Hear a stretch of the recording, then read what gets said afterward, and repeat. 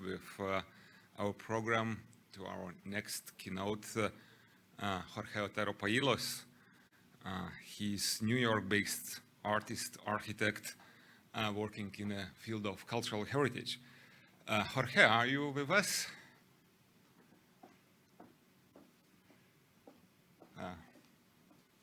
I know he's connected, but just to want to be sure that we are listening to him. Hello. Hi, can you hear me? Yes. Thank you so much for getting up so early, or maybe haven't slept yet. My pleasure. It's our pleasure to see you here.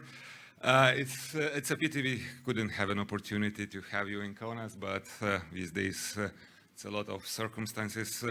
So let's continue with introduction of Jorge. He's a director and professor of historic preservation at Columbia University Graduate School of Architecture in New York. And Jorge is known for numerous arts projects, exhibitions, writings, aiming to rethink the discipline of cultural heritage. And I'm sure he will tell us a lot about this. And probably will not go into the list of his works. It would take another 10 minutes me to do this. But what I want to add, it's a little personal touch. Nevertheless, Jorge have no direct connections with Kaunas. He's unwillingly probably involved in the program Moderns for the Future, because when we're preparing the bid book in 2017, he with colleagues just published a book, Experimental Preservation. And I should say for me it was one of the inspirations to think about possibility to interpret heritage in a bit different ways. It's not just a classical understanding of value, but probably a bit broader view and a bit more challenging view. So, Jorge, welcome. The floor is yours, and we are delighted to have you here. Thank you.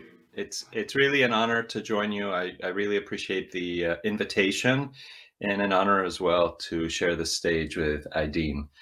I want to tell you a little bit about experimental preservation through my own work, my own practice. And I'll start with a project, and I'll see if the lecture notes are advancing okay. Let's see, I'm trying to advance we have a very sophisticated system over here that allows me supposedly to connect.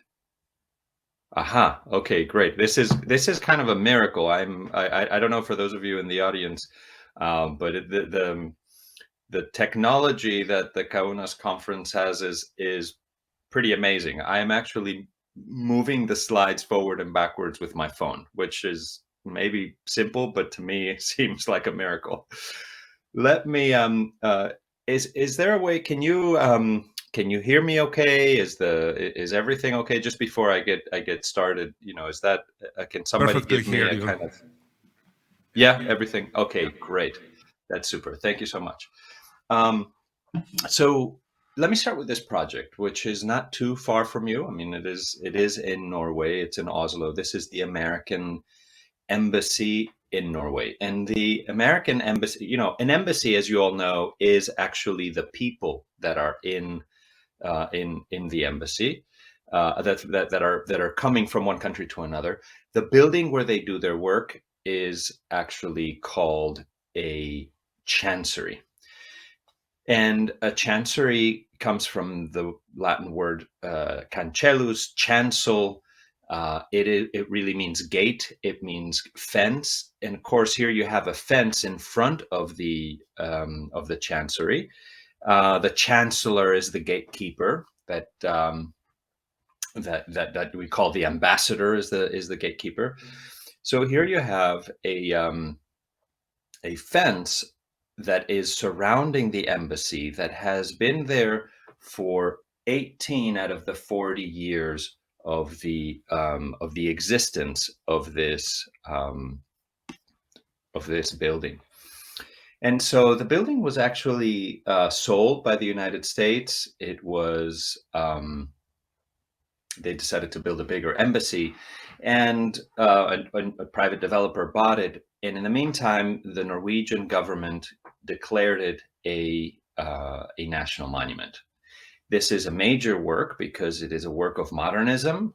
It's designed by one of the masters of modern architecture, Eero Saarineno. And of course, the decision that they had to go through a process of evaluating what is the significance of this building.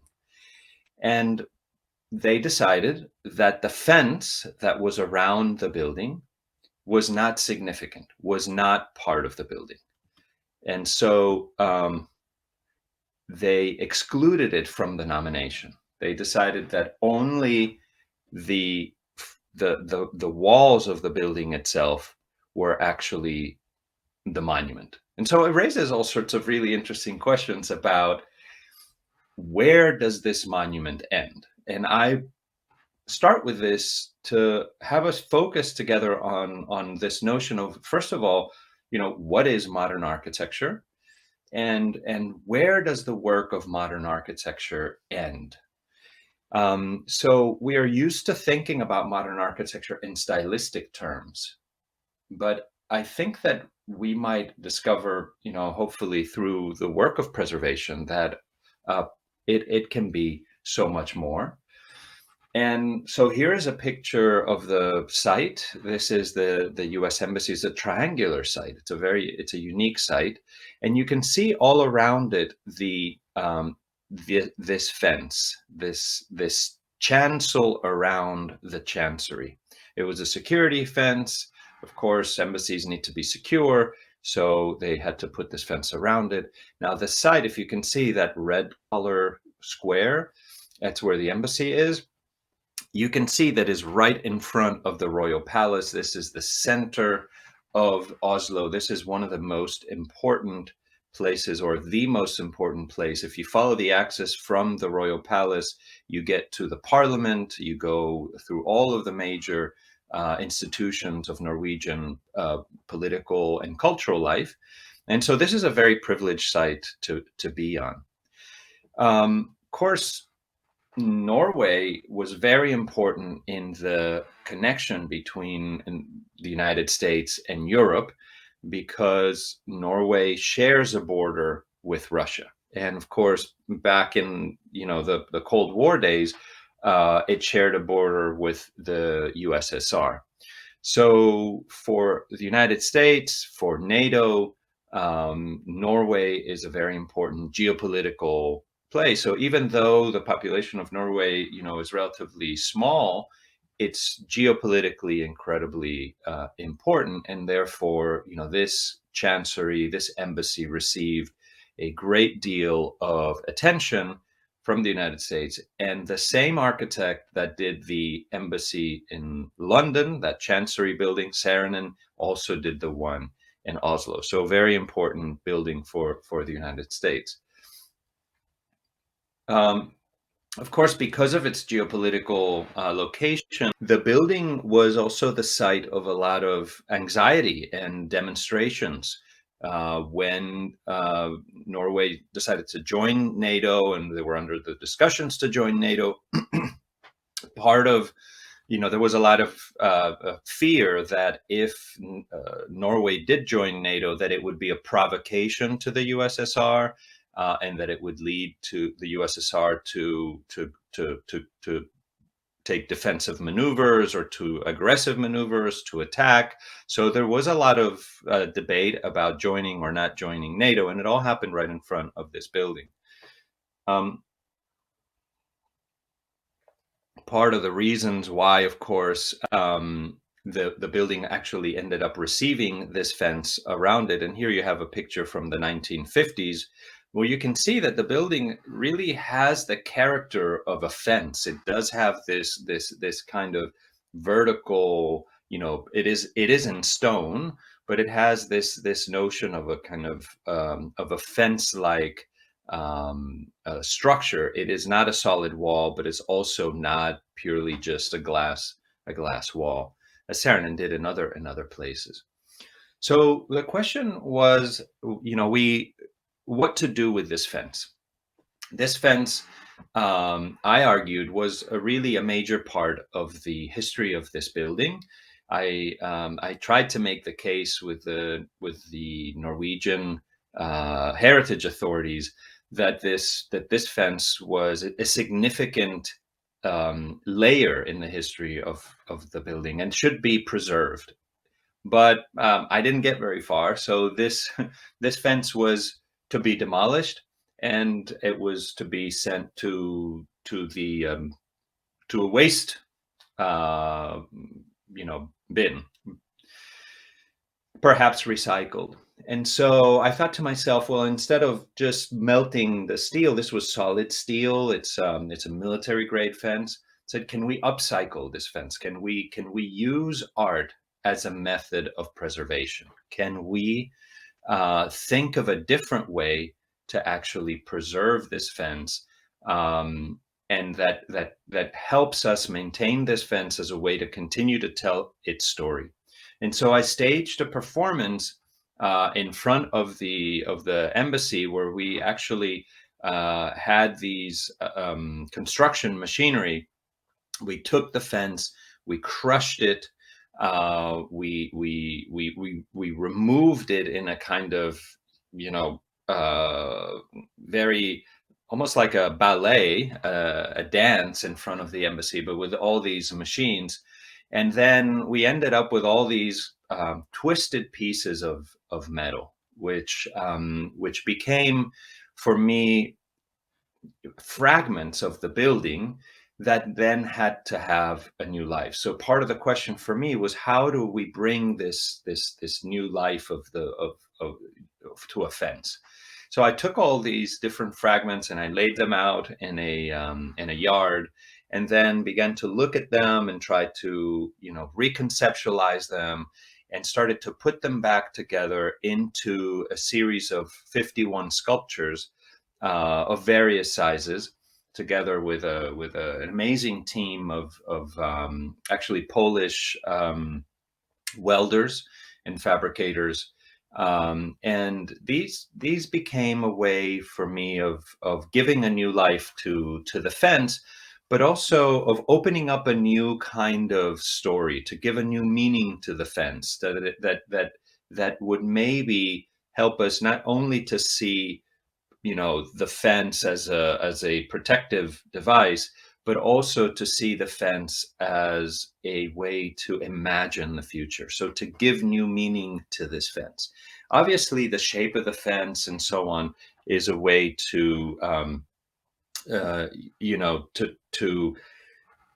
upcycle the metal.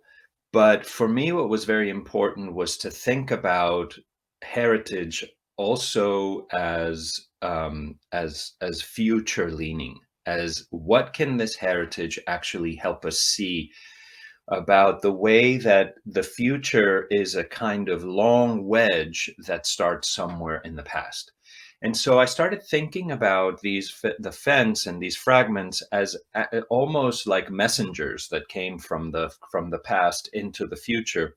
And they came with a message, and the message was one of the messages that moved through the fence originally, that the discussions, the treaties that were signed between the United States and Norway.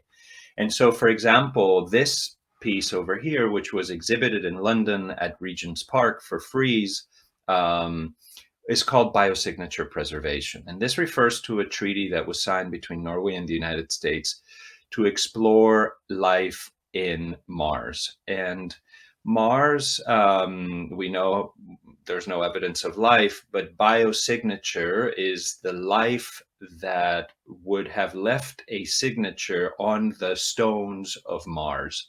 And so it would, the life signature, so decaying bacteria or what have you, would have been left, as you know, into the, like if you look at a piece of limestone, it has little shells, right? So the idea was to try to find that, how life might have been preserved on Mars. And so they signed a treaty to do exploration of different techniques and methods to see if they could find life on Mars. So to me, this was very interesting. Here is a sculpture that comes to us with this message about the past, and a past that is shaping our future, that is making us understand where we're headed in the future.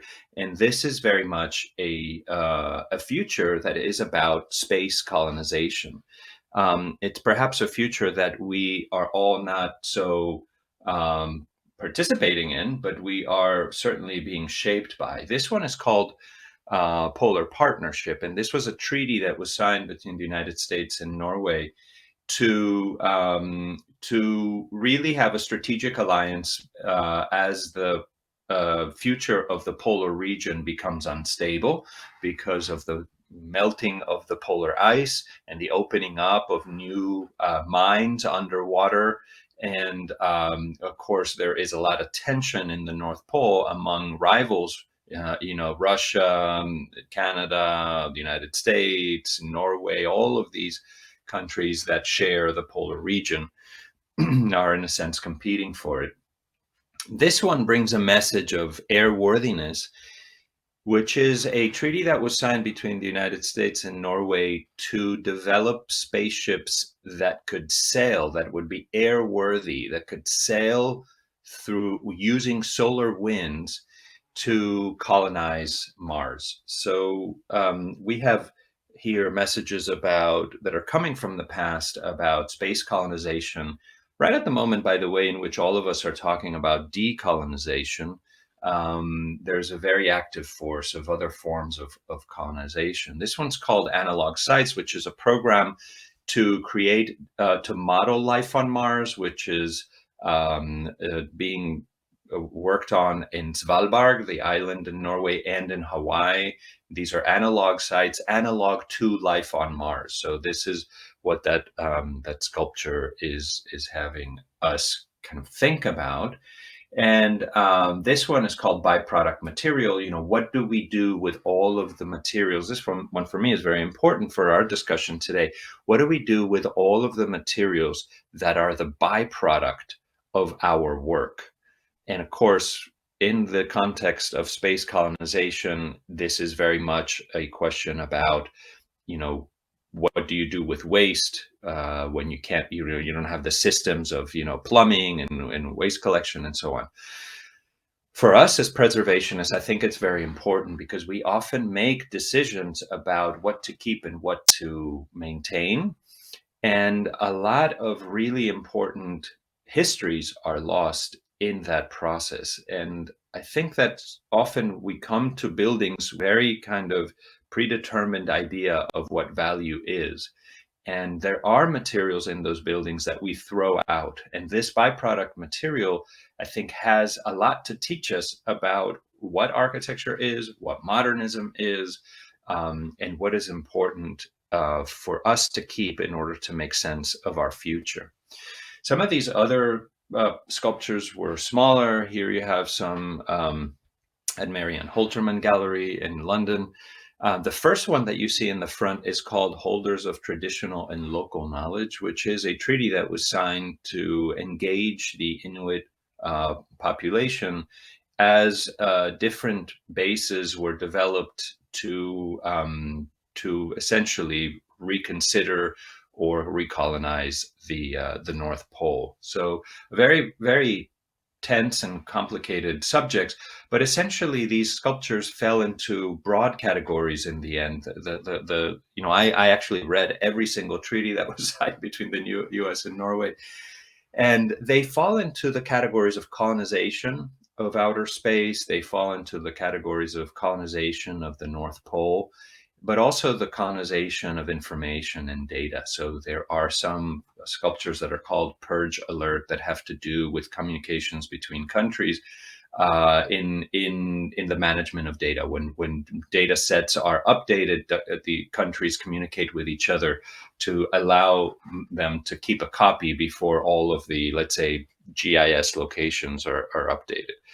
So this idea that a fragment from a building can actually be the carrier of meaning about that building and about larger stories that are sometimes left out is, of course, has a long tradition. And I had an opportunity to do an exhibition in Rome at the American Academy recently, just this year. And of course, Rome is full of walls, full of fragments that are ancient, that are salvages from historic buildings that have been preserved onto walls. And each of them tells a story of buildings that are maybe missing. And so actually they last a lot longer than the buildings themselves. And they, for me, raise all sorts of really interesting stories about the collective history that these pieces together can tell us. They, of course, are, on the threshold between architecture and art when they become these fragments. So actually my work over here, if you notice on the picture on the right, this is the courtyard itself, this is the wall, and you notice that there is a line at the springing of the arch where the top of the arch is a lot darker than the bottom of the arch. So that is actually my work. And below the arch is the part of the piece of that building that is cleaned. That wall is lighter because it has no dust in it. And above it, it's darker because it has dust. Now, I was very interested in the idea that dust itself is a fragment from a building. There are small, we have these larger lapidary stone monuments that are on the wall, but on top of those are these smaller fragments that are also there, which are dust. If you look under a microscope, dust are these various particles. And so I cast the wall with latex, which you see on the left, and then lifted all of that dust from the wall and brought it into the gallery. And so the work is actually, let's say, a double work. It's opened up. Where on the one hand it's the clean wall, and on the other hand it's the dusty cast of the wall. It's the fragment of the wall that you can actually see only by removing it. So just as by removing the fence, I was trying to make it visible, and this here is a way of removing the dust as a way of making it visible. The title of the work is called, Therefore, by Bodies Unseen, Does Nature Do Its Work? It is a line from Lucretius, from his De Re Natura, which really, he is the first one to really observe dust and to theorize the existence of atoms through his observations of dust and through his observations of the movement of dust in air.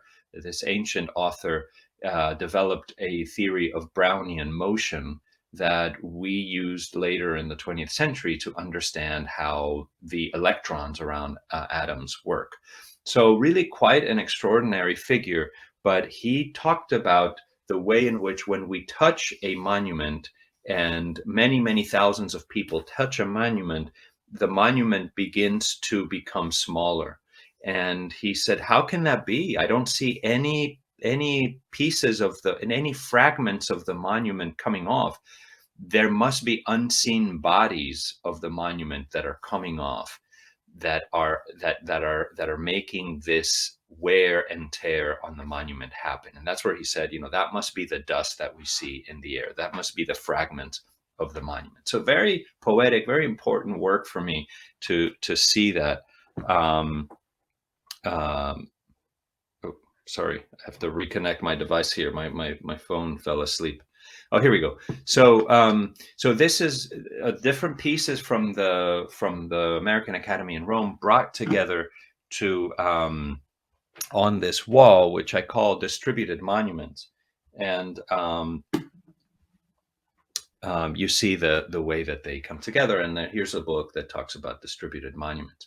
And here's another distributed monument. Here is a piece of Westminster Hall in London. Now, this is a very interesting piece because this was actually a piece that was cut from one of my works. I didn't intend to cut it, but this is kind of how I started to think about fragments, actually. Sometimes I work very intuitively, and then later I actually realize what I'm doing. But here is the work, the full work itself, before it was cut into pieces. This is the dust of Westminster Hall in London, 1,000-year-old building. We transferred the dust, we cleaned the whole interior together with Parliamentary Estates. This was a commission from Art Angel. This was a public art project. And so here you see the 1,000 years of dust from the building moved 4 meters in front of the clean wall now. And this is Westminster Hall, of course, we all know by Big Ben. This is the building itself next to the Houses of Parliament.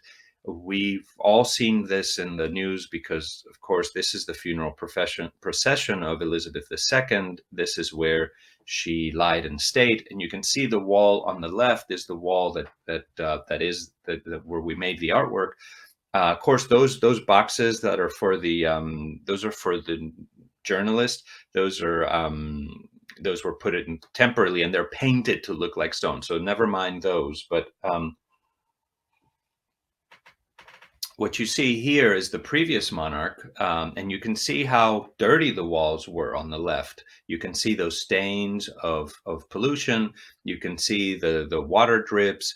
You can see how much you could almost sense the darkness of the air inside that building, and that is all the dust that we actually pulled out and cleaned inside of the building itself in this project. Now, what was it I was interested in was, of course, this is a very important building because major political figures had gone through it. This was where Charles I was tried by Parliament for insurrection. So a monarch that wanted to dissolve Parliament because he wanted to create a monarchy, an absolute monarchy, just like France, which was the modern state at the time, was told, nope, your ancestors signed the Magna Carta, so you can't do that. That's insurrection. So the Parliament actually tried the king, and of course, decapitated the king. So this was the first time that, the beginnings of the checks on absolute power, on autocracy, really began. These are marked to these events through these plaques on the floor that tell of, this is where William Wallace was tried. This is where different, political events happen. But I was interested in the larger history that can come out of thinking about these smaller fragments, this dust. So this is our scaffolding over here. It took us 6 years to do this project. This is a in-between section where you can see the dark. This is the dust on the right, and on the left is the clean wall. So you can see the very major difference.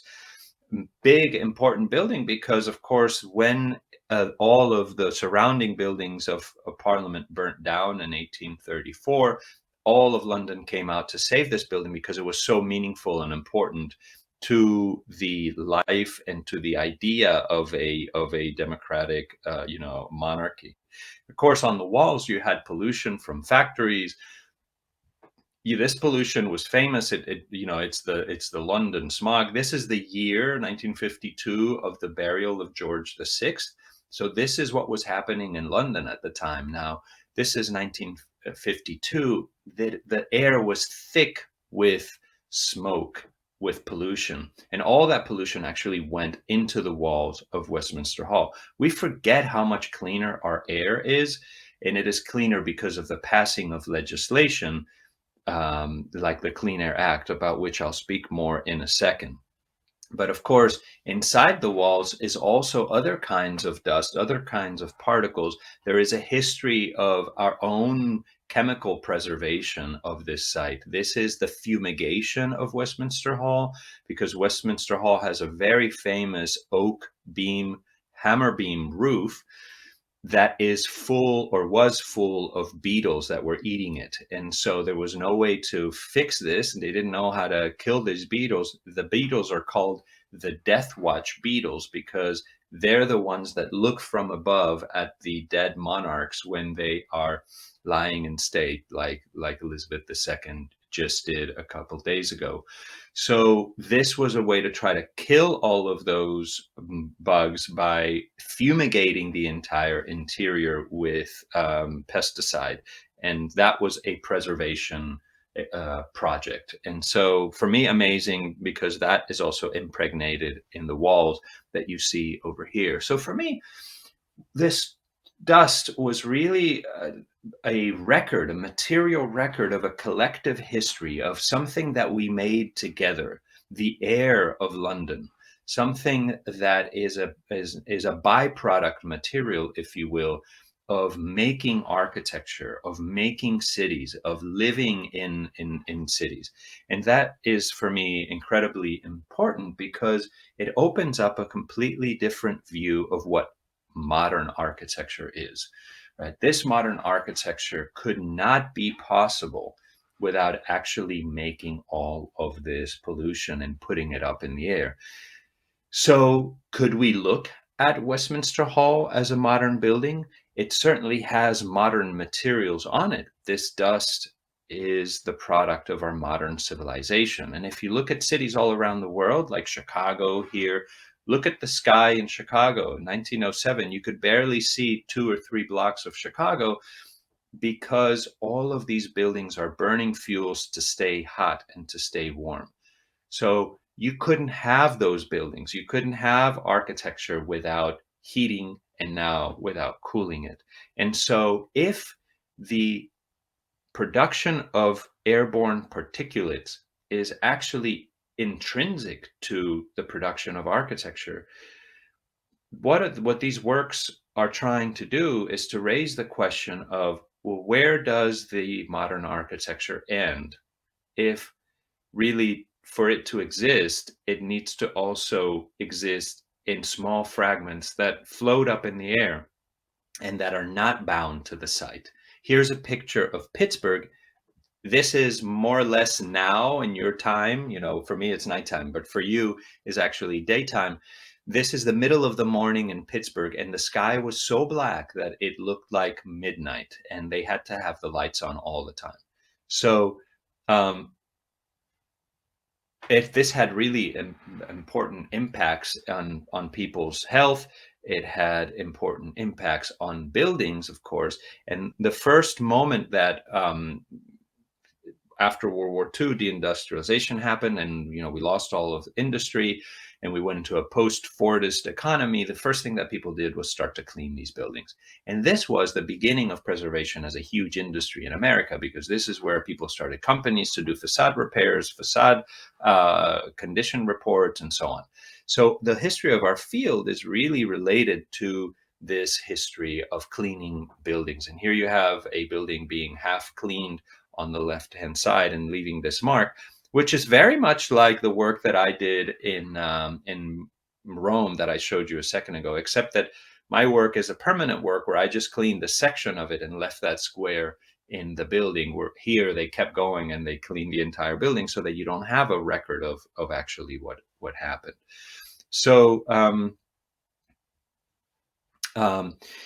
this is a project that I did at the Victoria and Albert Museum, where I was asked to do a contemporary artwork in response to their collection, and I chose the Trajan's Column, which is it's their largest object in the museum. It is a copy of the Trajan's Column that is in Rome, that is a 1st century BC monument that tells the story of Trajan's conquest of the Dacians. And of course, already by the mid-19th century, they had seen that the sulfuric rains had what we now call acid rain, had already started to dissolve some of the surface of that important bas-relief. So the solution was to make copies of it. One copy was sent to London.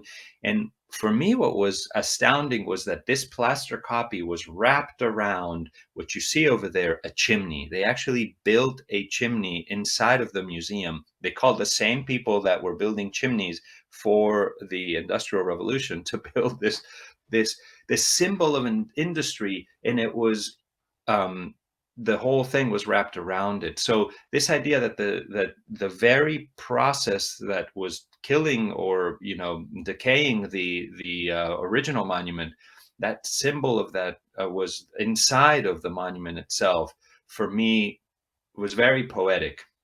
Now, just to put you kind of in the moment, this picture is taken at the time of construction in 1872, and the painting on the right is done at the same time, more or less. And you can see a focus of the painting here of this a view of London, where if you look on the painting on the upper right hand side, it looks like it's a clear sky, but when you look actually at it closer, you can see that the painter has really taken a lot of pain to draw all of the smoke that is coming out of the architecture of London. And it's actually really done an amazing job at drawing the haze, the red haze of what it means to look through that smoke in London, the effect that it has on visibility. And of course, John Ruskin, who was also, he was one of the founders of preservation, and really of modern art. So here's a figure that really, again, is at the intersection between art and preservation and architecture. For me, very influential.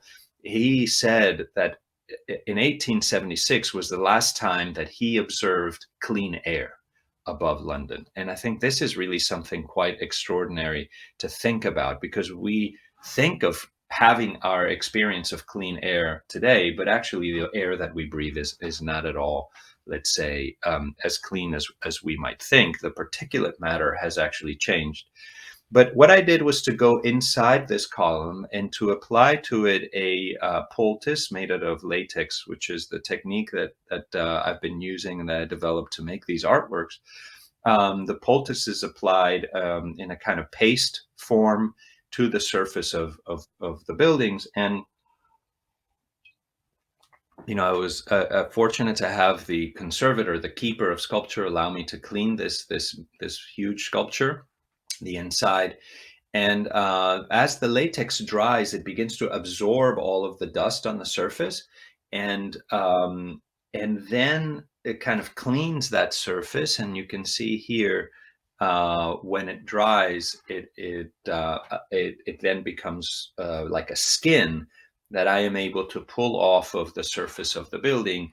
And then here is the result. What you see on the left, that glowing column on the left, is my installation, and it is a cast of the column that is in the middle. You see 3 columns in this figure, and the one in the middle, the inside of that, is my cast. And so I brought the dust out of that column and into the museum. Now, why is that dust in there? Because the museum had open windows throughout all of its history. And remember, there was no air conditioning. So those windows were open, and that pollution from the air in London was coming into the museum and collecting inside of this chimney. So this chimney was like a chimney in reverse. It was collecting dust rather than making it come out.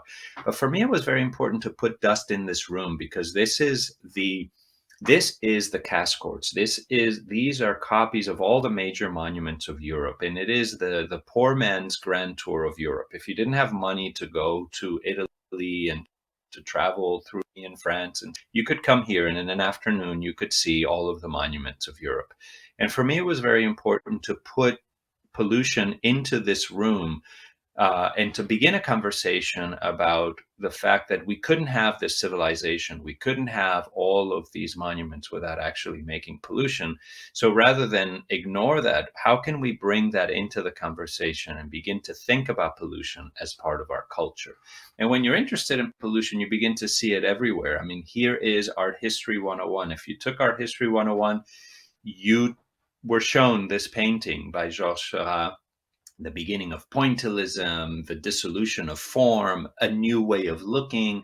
And of course, in the back of that painting are a series of smokestacks, which are industrial smokestack. This is Agnières, which was the industrial area of Paris. And you can see one of those smokestacks is actually on, but all of the other ones are off because this is Sunday. So the factories are closed. Somebody's actually still working on Sunday. They have their factory furnaces going, but all the workers are relaxing and they're taking a bath in the Seine. That's what this painting is, of course, about.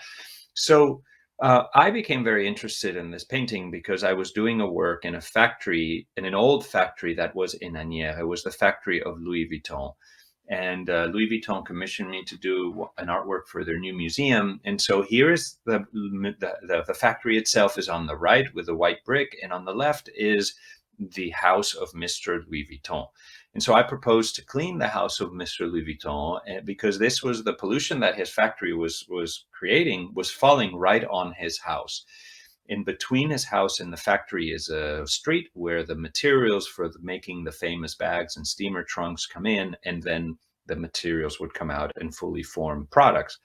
Now, when I tried to clean it, there was very little dust left because when LVMH bought Louis Vuitton, they actually restored the house, they cleaned it all up, and they didn't think anything of that dust as being significant.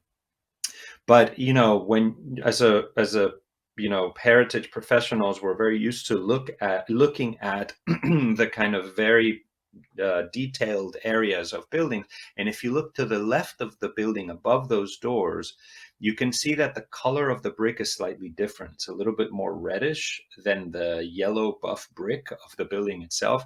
And that's because that was an addition that was placed in the 1990s at the time when the building was bought. And that addition was to put the garbage.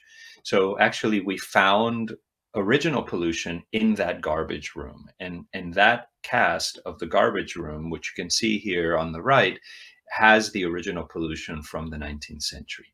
And that pollution was exhibited here at the Louis Vuitton Museum. It was the entrance to the museum. So it was a very bold curatorial statement from Judith Clark, who was the curator, to put it there to show us the externalities, right? The constitutive externalities of the industrial production. These externalities are not counted on in the balance books, but without making this pollution, you can't make the products that you see on the left, the famous steamer trunks by Louis Vuitton, which people took in their cars, or because cars didn't have trunks, so they also took them on boats. These were these are the bags that people took along in their travels.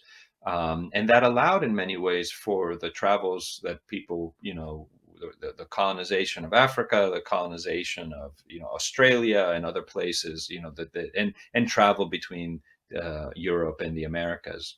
So here you have that pollution over there. Now, of course, we know that pollution has a very, terrible effect on architecture, but that is the acids that are gaseous forms. And what I've been very interested is that, but also the relationship to fly ash. And artists, because of their observations of their, we're constantly looking, notice the changes in the environment. And here is Sir Richmond, who was an artist, was trained by John Ruskin and William Morris. He did stained glass, and he noticed that his stained glass in churches were not getting light. So he said, I have to fight this smoke that is preventing the light from coming in. And so he founded the Coal Smoke Abatement Society. This became the first environmental organization in the UK.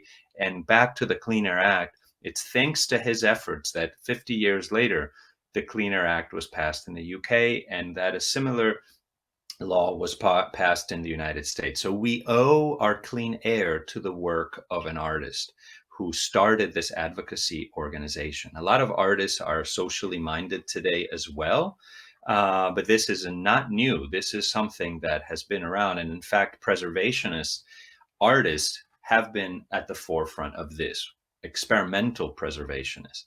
And here you have John Ruskin, who was also another great observer of architecture, taking a picture of one of his famous and he beloved this building, the Doge's Palace, the house of the government in the Venetian Empire, a naval empire. He was part of a nation, the UK, who was trying to build a naval empire itself.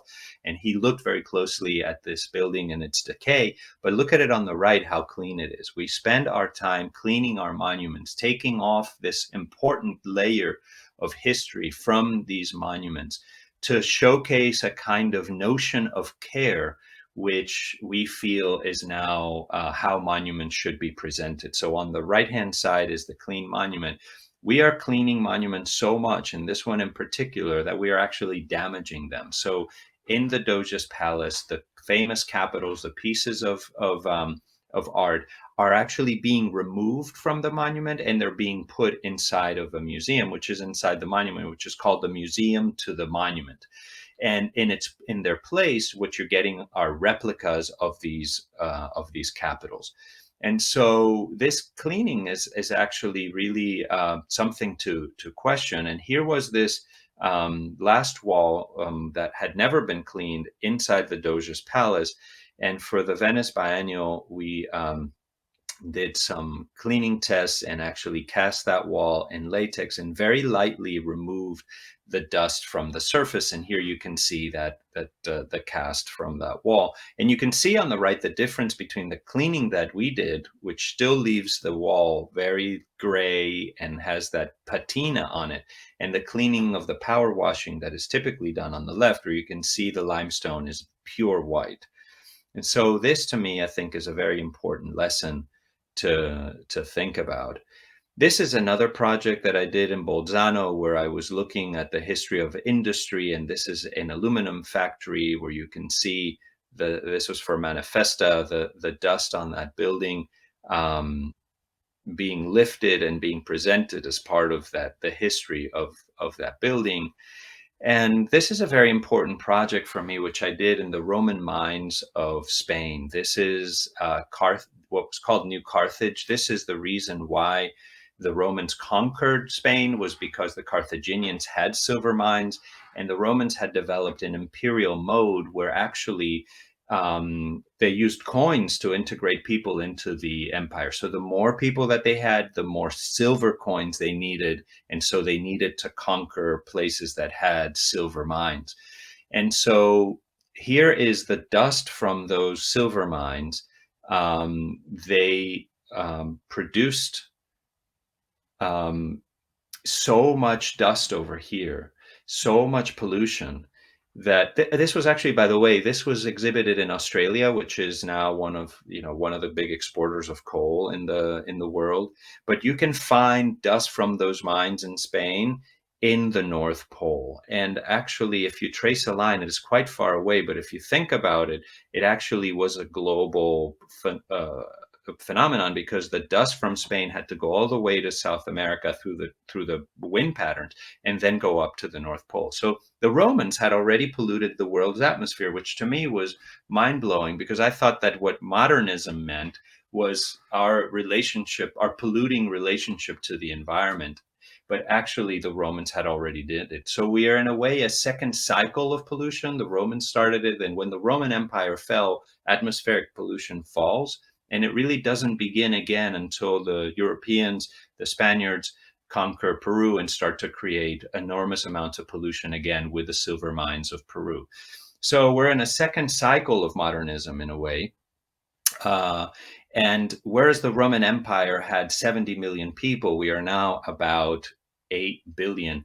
And the world economy is run through the coin of trade is the US dollar. So here we have the last project I will show you very quickly, this mint, where all of the gold from the gold rush was actually processed. And here you see those two chimneys, that's where all the gold was turned into coins. And so this is a work that is now in SF MoMA. We actually cast those chimneys and made these two environments where you can actually witness pollution and inhabit and go inside of these works and be enveloped in the pollution itself, and look inside and both be outside and inside, and then consider this relationship of dust to the architecture and these distributed monuments, the way that they make us rethink where does modernism end and what are the significant materials that we need to be preserving in order to tell the story of modernism. So I'll end there, and I thank you very much for your attention.